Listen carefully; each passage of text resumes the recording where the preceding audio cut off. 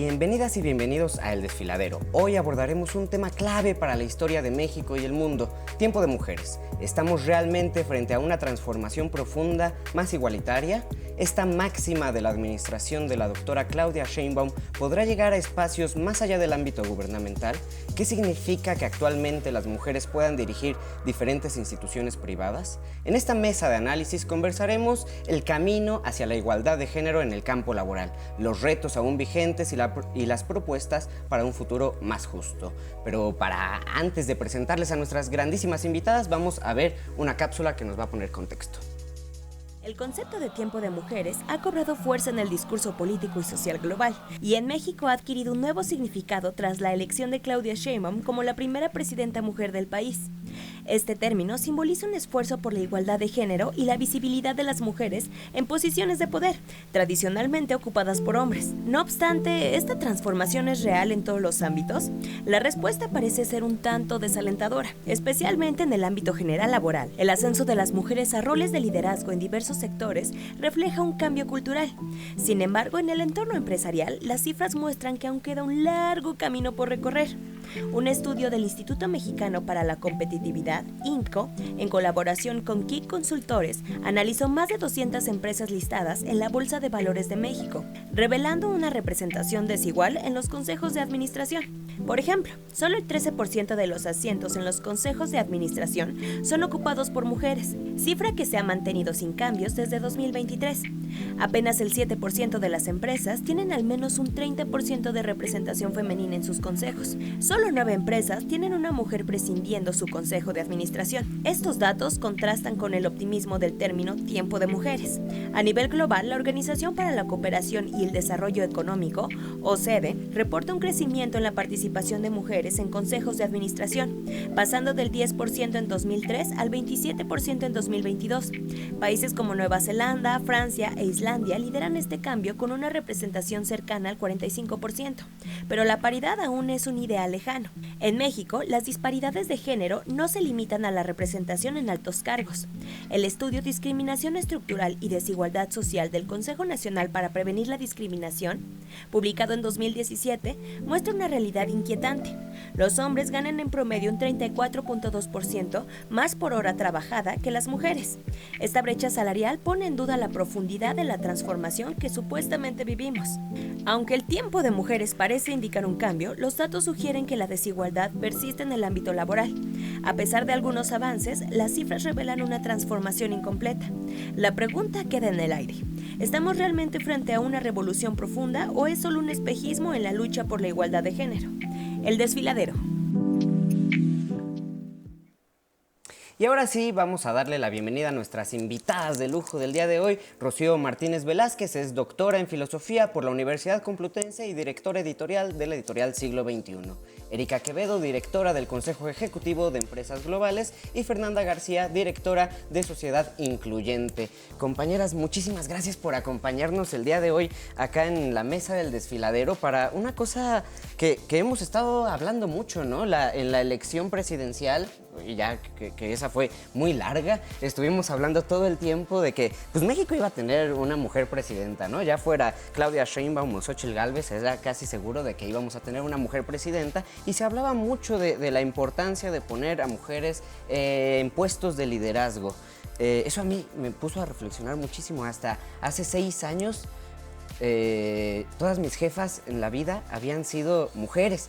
Sin embargo, yo creo que eso no es nada común, y me di cuenta y lo contrastaba en el momento en el que ya asumió la presidencia Claudia Sheinbaum y pues las críticas que recibió, ¿no? Llegamos a ver ahí comentarios bien extraños por parte de personajes públicos, gente que decía que a lo mejor no estaba preparado nuestro país, en fin, muchas cosas. Y a mí me gustaría empezar a preguntarles, ¿no?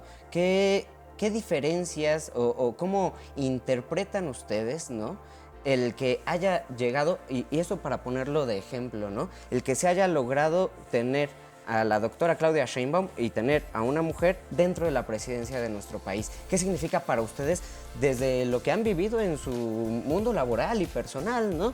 Si empezamos por acá. Claro que sí. Pues mira, para mí significa una gran oportunidad.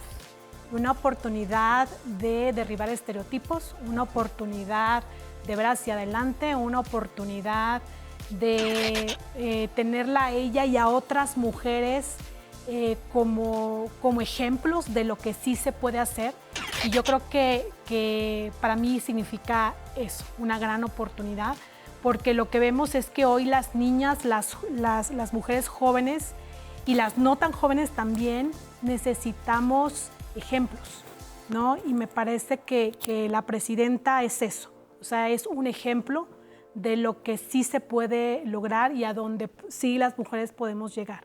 Entonces, para mí es una gran oportunidad de derribar todos esos estereotipos y ahora lo importante es ver si realmente lo podemos hacer, ¿no? Eso es para mí lo que significa. Rocío, yo esto que decía Erika me parecía muy interesante, ¿no? De las niñas que están aprendiendo, que están viendo, ¿no? De que se puede, pero ¿tú crees que esos estereotipos también se puedan ayudar a derribar con este éxito entre muchos señores que siguen trabajando? Bueno, primero decías cómo vivimos esto, ¿no? Yo la verdad lo viví con muchísima emoción. O sea, fue muy emocionante para mí ver esa foto de Claudia presidenta, esa foto en Palacio Nacional, esa foto de ella comandando a los militares. O sea, creo que esas gráficas nos dieron, o al menos desde mi punto de vista, un país que hace tiempo no era ni siquiera soñable, ¿no? Las niñas de mi generación y más grandes y quizá hasta un poco más chicas, cuando eras niña te preguntaban qué querías ser, nadie decía presidenta. No estaba en tu horizonte, estaba en el de mi hermano, el de mi primo, ¿no? Ellos decían, yo quiero ser presidente. Y una tenía que decir otras cosas, ¿no? Tal vez lo máximo a lo que llegaba era ser astronauta. Entonces, bueno, creo que eso de entrada ya es una gran cosa, ¿no? Que para mi mamá, por ejemplo, ni siquiera estaba en su horizonte, ¿no? Y lo puede ver, ella que tiene 70 años, ¿no? Entonces, creo que somos muchas generaciones de mujeres que estamos viendo un cambio real, que es ella está ahí ya de entrada, ¿no? Y eso también va a permitir cambiar los sueños. O sea, las niñas ya pueden soñar con ser presidentas desde ahorita, ¿no? Y creo que sí tenemos que trabajar mucho más en conjunto, ¿no? Justamente como decía Erika, hay un montón de estereotipos que derribar, ¿no? Ya tenemos un gran ejemplo delante de nosotras, pero ya aterrizando en una realidad tenemos que ir trabajando desde muchas aristas, desde muchas trincheras, para que alcancemos pues lo que merecemos, digamos, en cuestión laboral y personal, ¿no? Y de compatibilidad con los otros, ¿no? Claro. Fernanda, yo recuerdo estas reuniones que había durante la campaña en donde se reunían las candidatas y el candidato con el sector empresarial, ¿no? Y pues sí, ahí veías a las dos candidatas llegando con vestidos todos muy bonitos, ¿no? Muy padres. Y un montón de trajeados y encorbatados por todos lados. Eran en su gran mayoría muchísimos hombres. Y la pregunta es si esos estereotipos o el dejar que haya alguien con tanto poder que sea una mujer, si va avanzando un poco desde el ámbito de la presidencia. Ayuda. Sí, y yo creo que justo contrasta muchísimo lo que se está viviendo en el sector público con lo que se ve en el sector privado, ¿no? Como ya lo decían, la presidenta llega en un momento histórico porque llega acompañada de mujeres en posiciones clave, en los otros poderes. En el Congreso Federal y en los locales, en prácticamente todos hay paridad. Tenemos a mujeres en la Corte, en los institutos públicos, en los órganos autónomos, y eso empieza a hacer que pues, el cambio, pues paulatinamente, pues como fichas de dominó, ¿no? Se va como yendo de uno a otro. Ya no se ve raro que una mujer esté en los cargos altos, ¿no? En el sector público. Creo que ahí los mandos medios altos es donde está el reto principalmente, pero digamos que ha habido muchos avances a diferencia del sector privado, ¿no? En el sector privado sí ves este contraste de candidatas reuniéndose con empresarios, donde ese mundo sigue siendo de hombres, ¿no? Y que ese liderazgo desde el Consejo de Administración, desde la alta dirección, sigue dominado por hombres, ¿no? Entonces creo que ahí, cuando pones también en proporción, pues el sector privado es el que genera empleos en este país, es la mayor parte del mercado laboral. Entonces, pues sigue siendo un choque o un contraste lo que se vive en uno en comparación con lo que se vive en el otro. ¿Qué significa esto? Pues que ojalá, bueno, más bien, lo que ojalá yo quiero pensar es que todo este impulso que se ha venido dando desde el sector público, lo que implica que una mujer llegue a la presidencia, ¿no? En términos de representación política, en términos de representación formal, que realmente se traduzca en cambios, ¿no? Y que esos cambios sean palpables también para el sector privado y que no solamente se quede como pues en esta bonita, ¿no?, oportunidad que se pudo haber aprovechado y no lo hizo, ¿no? Y creo que estamos al inicio del sexenio y pues todavía hay mucho camino por recorrer, pero creo que no todo es como tan luz o tan color de rosa como pensamos cuando hablamos de este tema, ¿no? Justamente ese contraste, ¿no? Pensando en la paridad y las acciones afirmativas que se han empezado a llevar desde el área gubernamental desde hace algunos años, me parecía muy contrastante cuando veía el estudio del IMCO, ¿no? En cómo 3% de esas empresas que revisan en el estudio son las que están dirigidas por mujeres. Y me parecía importante, ¿no?, preguntar si es importante o si cambia algo el que haya una mujer en la dirección o en el liderazgo alto, digamos, o en algunos de los liderazgos altos, a la hora de cómo se trabaja, porque, no sé, yo imagino que eso puede traducirse en otras formas de ver cómo se trabaja, ¿no? Las diferencias que hay en el trabajo. ¿Tú qué ves, Erika? No, a ver, totalmente. O sea, yo creo que cuando llega una mujer al liderazgo, las formas cambian, las estrategias cambian y no solamente cambian las formas y las estrategias, sino además los órganos colectivos de decisión del más alto nivel en las compañías también cambian. O sea, está comprobadísimo que cuando una mujer llega a la dirección general de una compañía, de las primeras cosas que hace es que también sus directivos también pues sean mujeres o haya mucho mayor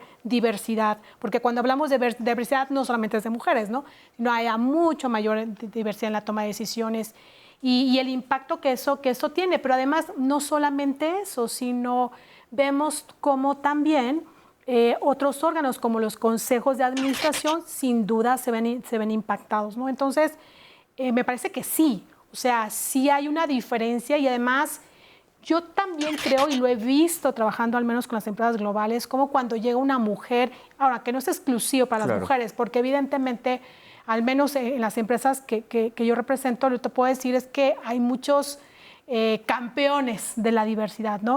Okay. Pero sí he visto cómo las mujeres empujan, ¿no? Ya es una cosa personal, ya es una cosa del yo, o sea, empujan mucho todos estos temas de diversidad e inclusión, ¿no? Rocío, tú trabajas en un universo que es el de la cultura y la academia, por así decirlo, ¿no? No por así decirlo, así es. Y a mí me parecía muy curioso, ¿no? Que, digamos, es como muy incluyente o pareciera que es muy incluyente porque está publicando o está hablando de estos temas, pero cuando tú te pones a revisar las direcciones en los universos culturales, generalmente son hombres, sobre todo en la parte privada. En la parte pública, digamos, ahí hay girillos, ¿no? Y ahí se van medio intentando empatar, ¿no? Pienso sobre todo en las universidades. Pero en la parte privada es muy raro ver mujeres que dirijan esto. ¿Ves o tú sientes que haya una diferencia en la forma en la que se trabaja con la cultura a la hora que la dirección la lleva un hombre o una mujer? Sí, definitivamente creo que hay diferencia. O sea, es verdad que, por ejemplo, en el mundo cultural yo creo que hay mayoría femenina trabajando en los mandos medios y puestos, digamos, de inicio, no directivos, vamos a decirlo así.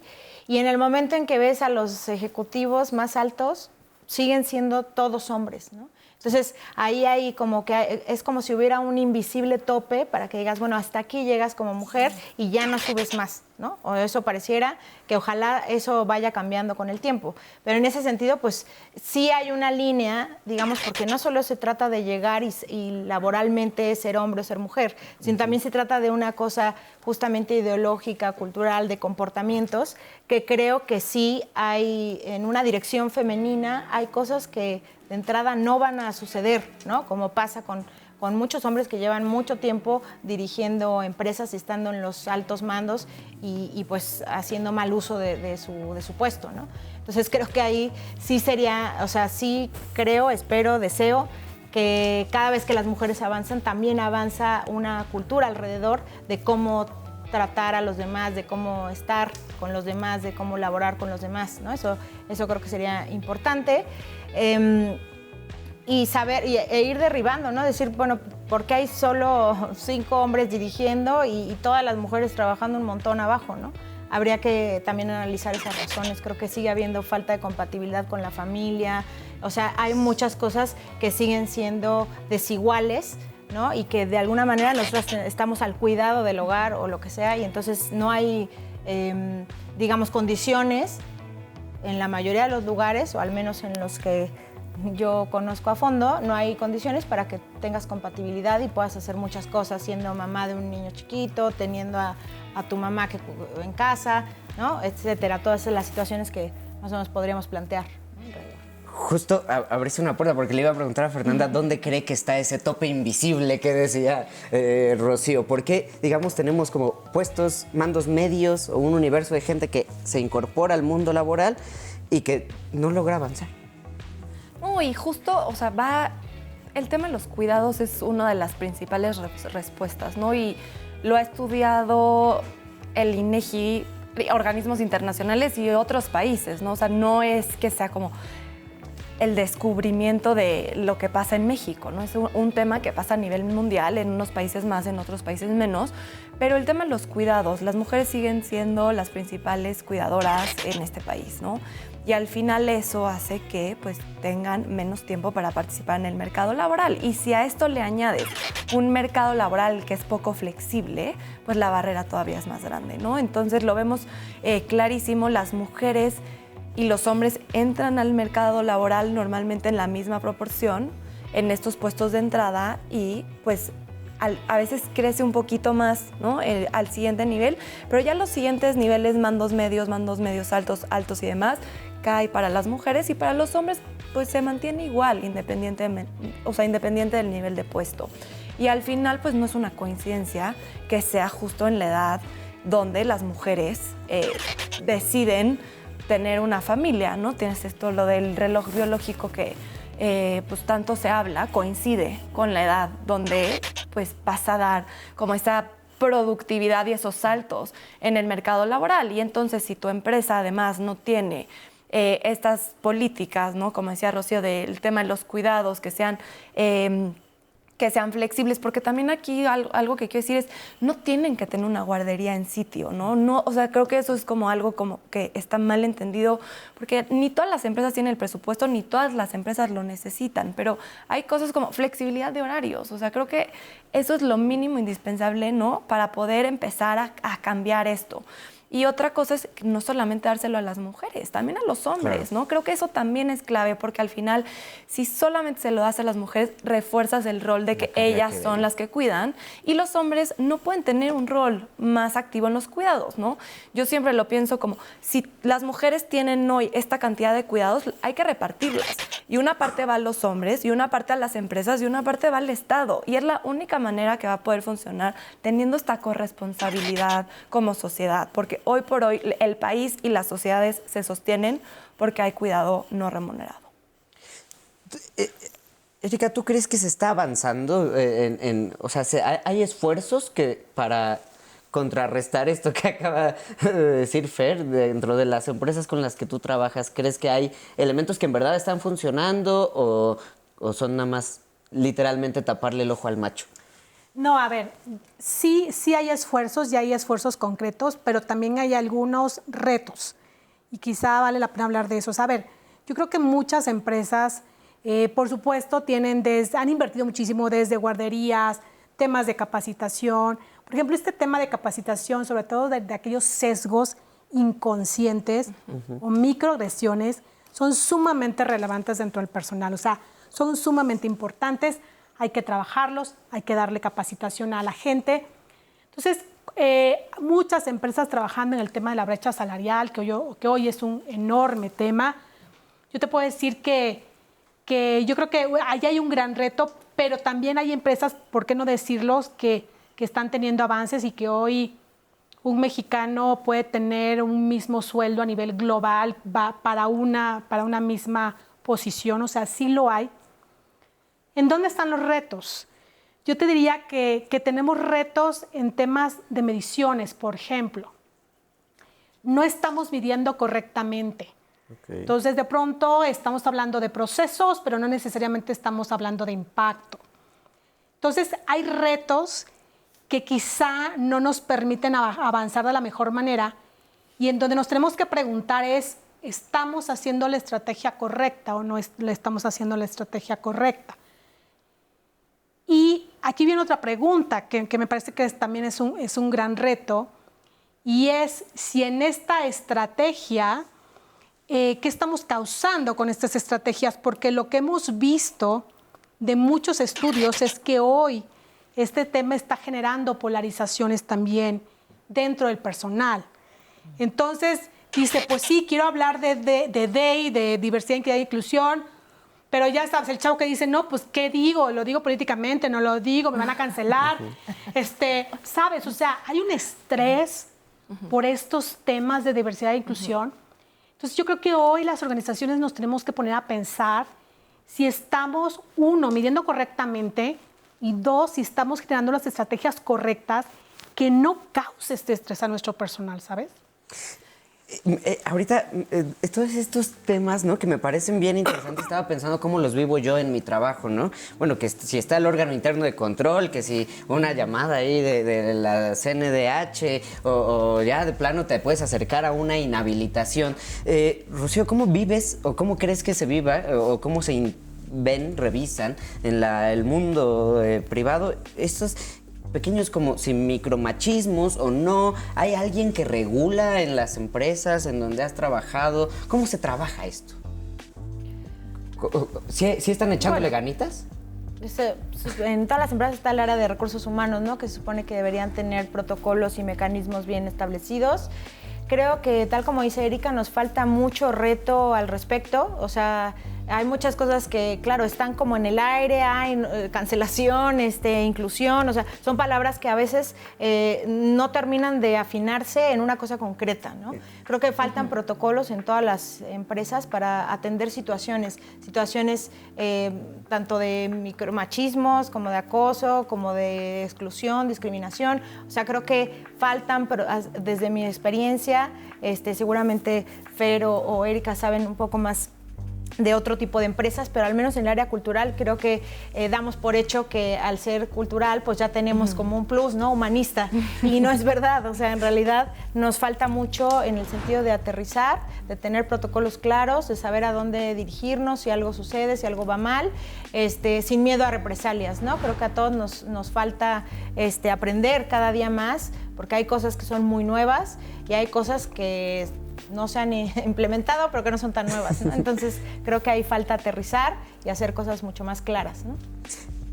Me parece bien interesante porque creo que al menos en la mesa, ¿no?, pues podemos tener cierta idea, pero volviendo un poco otra vez al estudio del IMCO, me sorprendía mucho esto que decías de la polarización y sobre todo en las perspectivas, ¿no?, y que no sabes qué hacer. Hay quienes dicen, y sobre todo son mujeres, que existe una brecha salarial. Y hay muchos hombres, sobre todo hombres, que dicen que eso no existe, que es un mito. ¿Cómo trabajar o cómo se trabaja esta idea de polarización de perspectivas en momentos donde creo que en general estamos aprendiendo? No, y esa encuesta la verdad es que fue realmente interesante, porque queríamos entender, ¿no? Este estudio se hace con las empresas que cotizan en bolsa, porque son las únicas empresas que transparentan esa información, ¿no? Y el IMCO analiza sus reportes, sistematiza toda esa información y puede sacar estas estadísticas, ¿no? Muchas veces como que esas empresas sean representativas del mercado laboral mexicano, probablemente no. O sea, la mayoría del mercado laboral son micro, pequeñas y medianas empresas. Y esa discusión sin duda es una que hay que tener, porque ¿qué está pasando en esas empresas? Si tienen, ¿no?, áreas de recursos humanos, probablemente ni siquiera, ya no hablemos, ¿no?, de estos comités de diversidad. Y bueno, en ese contraste de mundos, dijimos, hay que levantar una encuesta para entender qué está pasando, ¿no?, ya en el mercado laboral en general, en las empresas, en el sector privado, más allá de estas empresas que medimos. Justamente hicimos esa encuesta, ¿no? Y una de las preguntas era si las mujeres y los hombres ganan lo mismo en tu empresa, o sea, en tu lugar de trabajo. Y justo como lo decías, 1/3 de las mujeres decían que sí y casi 60% de los hombres decían que ¿cómo se llama? Que no existía, ¿no? Más bien ya me estaba haciendo bolas con la pregunta, pero que no existía. Y entonces ahí es donde justamente a veces pensamos que los cursos de sesgos inconscientes no son necesarios y que ya deberíamos de estar hablando de otro tipo de políticas. Pero si los hombres y las mujeres no conciben que hay un mismo problema, hay que empezar por ahí, ¿no? Y entonces hay veces que queremos atacar 1.000.000 de cosas y ¿qué crees? También las empresas no miden la brecha salarial, ¿no? No la están midiendo. Yo creo que las que lo miden serán las empresas, algunas de las que cotizan en bolsa, que ya no tienen otro tipo de lineamientos, las empresas globales que responden a casas matrices en otros países y tienen otro tipo de prácticas. Pero yo creo que el grueso de empresas de este país no la mide. Y le hemos preguntado a las empresas, oye, ¿tienes brecha salarial? No. Oye, ¿pero cómo la mides? Ah, no la mido porque no tengo. Ah, padrísimo, ¿no? O sea, yo no entiendo realmente qué está pasando y hay algo que le llamamos la brecha de implementación. Entre el decir y el hacer hay un mundo de posibilidades. Todas dicen que hacen y yo creo que desde que justo llegó esta nueva presidenta, pues esto, ¿no? En el debate público ha sido el tema de igualdad y hay que hacer proyectos en favor de las mujeres, pero pues ojalá que ahora sí se materialice, porque en realidad pues no lo hemos visto. Uf, es un tema bien... Esos sesgos inconscientes, dijiste, me parece increíble, ¿no? Yo no sé, uno no se da cuenta, justamente. Pero porque, ¿sabes qué? Yo también creo que no es intencional, simplemente... Hoy por hoy, como está la sociedad, no vivimos las mismas cosas, ¿no? Entre los hombres y las mujeres hay diferentes vivencias, entre las mismas mujeres hay diferentes vivencias y pues al final creo que es el reconocerlo, ¿no? Justo hay una anécdota de Google que justo no había lugares para mujeres embarazadas, hasta que llegó una mujer a los altos cargos directivos, creo que fue un cargo de dirección de finanzas, y simplemente la respuesta fue, no se nos había ocurrido, ¿no? O sea, yo creo que muchas veces piensan que es, ay, no, las mujeres aquí dando lata y otra vez con el tema y otra vez, no, solamente es como, pues, en ese mundo que hoy sigue controlado en las direcciones por hombres, es como, oye, no vivimos las mismas cosas, cómo le podemos hacer, ¿no? Para que sea un incentivo, para que tú también tengas mejor talento, tengas mayor diversidad de talento y puedas alcanzar más mercados, seas más rentable, seas más productivo. Y creo que ahí es donde la conversación a veces se frena, ¿no? Porque es como otra vez lo mismo y otra vez lo mismo. Pero pues ni modo, aquí estaremos, ¿no? Sí, hasta que podamos cambiar eso.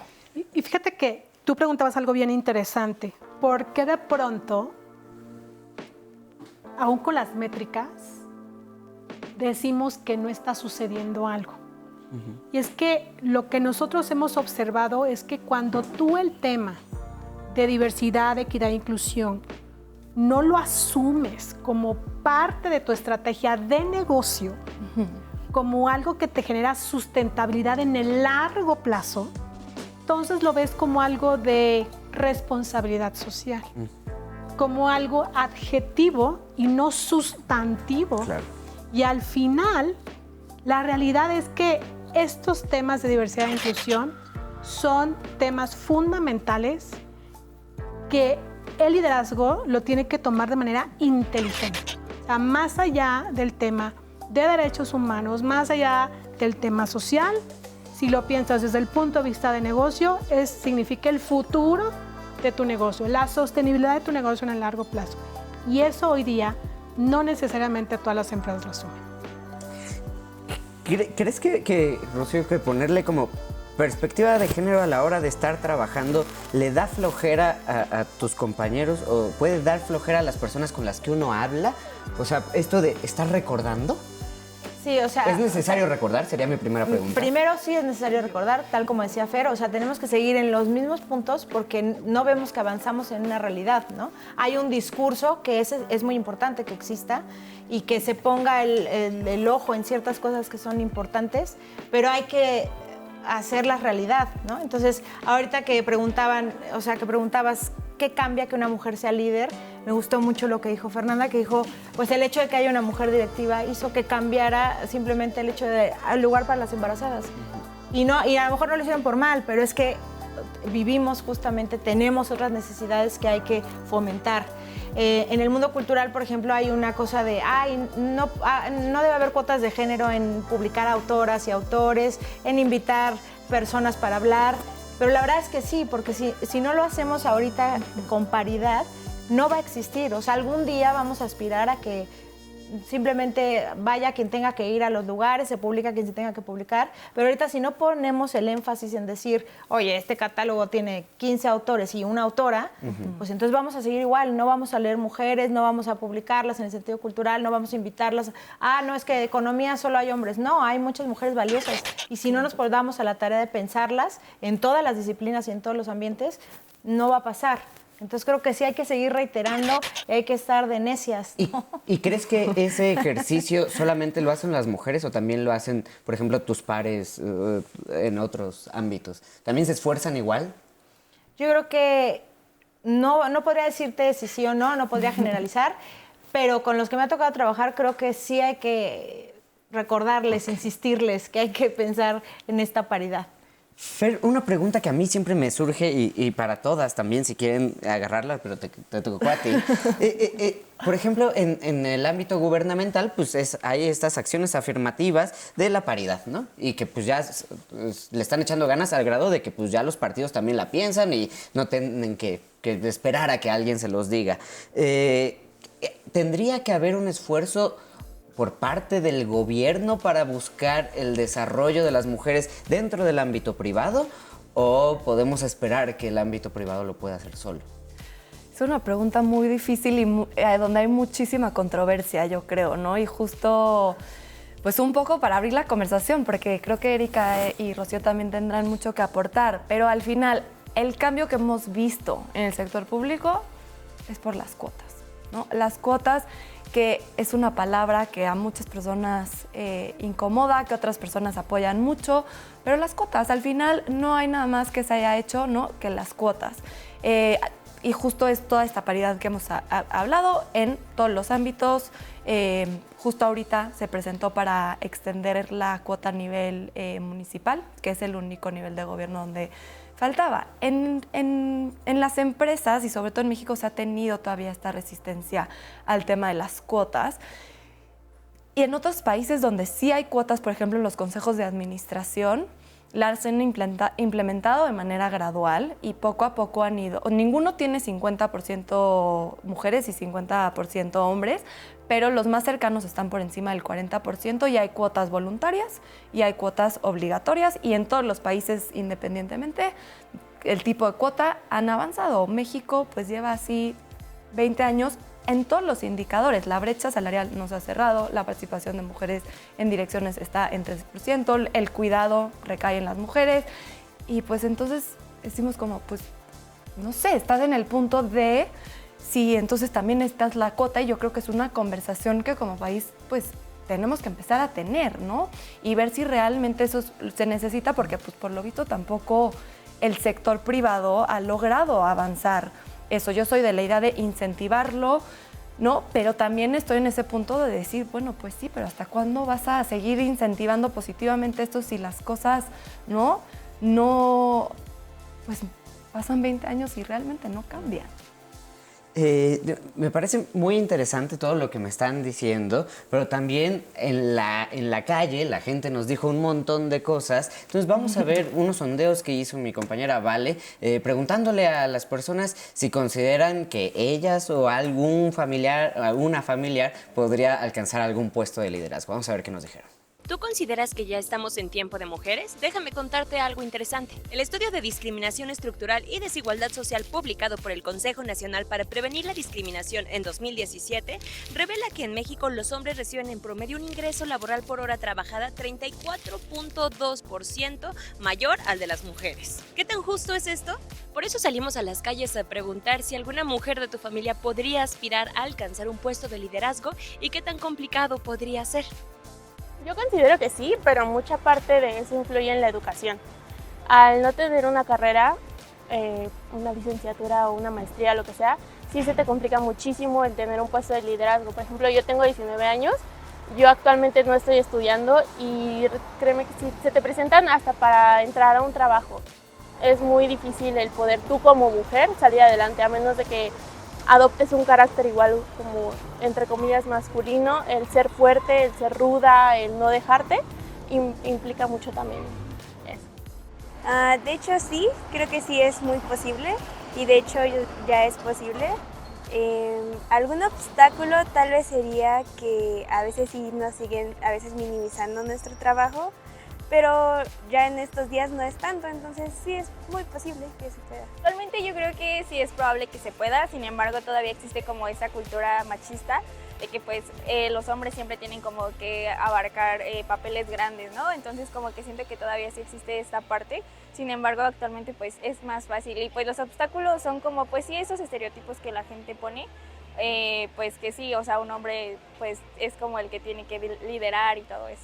Pues yo considero que sí, yo y cualquier mujer, pero en general para cualquier mujer los obstáculos siguen siendo que en México el machismo sigue muy vigente, o sea, aunque las personas sigan creciendo con valores y cosas diferentes, todavía tenemos esto del machismo muy, muy firme en cualquier familia mexicana, porque todavía los abuelos, es más, hasta las abuelas siguen viendo así como, no, pues eres mujer, no puedes hacer esto, o tienes que como que ceder el poder que muchas mujeres tienen, o tienes que tener apoyo de un hombre, respaldo de un hombre, o sea, como sea, siempre tiene que estar involucrado el género masculino para que una mujer pueda sobresalir y para que sus ideas puedan ser tomadas en cuenta.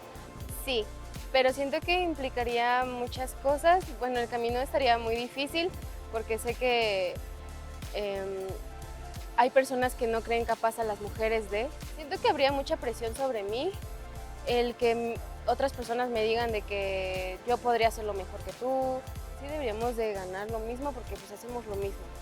Y pues qué diferencia hay entre ser mujer y hombre. Muchísimas gracias, Vale, y muchísimas gracias a todas ustedes que nos contestaron ahora esta pregunta. Me encanta cómo, bueno, no sé si me encanta la coincidencia, pero todas identifican un mismo problema, ¿no?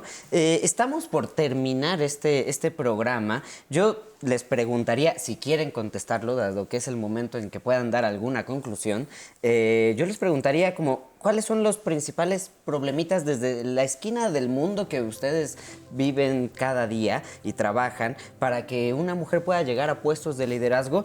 ¿Y qué creen ustedes desde sus propias esquinas y puestos de liderazgo que se podría hacer para arreglar eso, ¿no? Si quieren contestarla, bien, si no, no, porque es su tiempo de conclusiones. Empezamos por acá. A ver, yo te diría dos cosas. La primera es que sí es verdad que tenemos que trabajar en temas estructurales, que va desde la brecha salarial, los sesgos inconscientes, todo este tipo de cosas. Pero yo te voy a poner algo en la mesa que a lo mejor es un poco controversial, pero que a mí me gusta decir mucho cuando hablo de estos temas, porque más allá de los temas estructurales, las mujeres tenemos que también que trabajar en nosotras mismas. ¿Y por qué?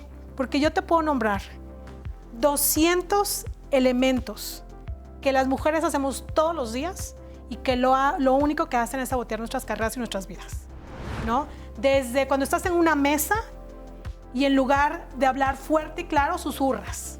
Desde no hacer valer tus puntos de vista, ¿no?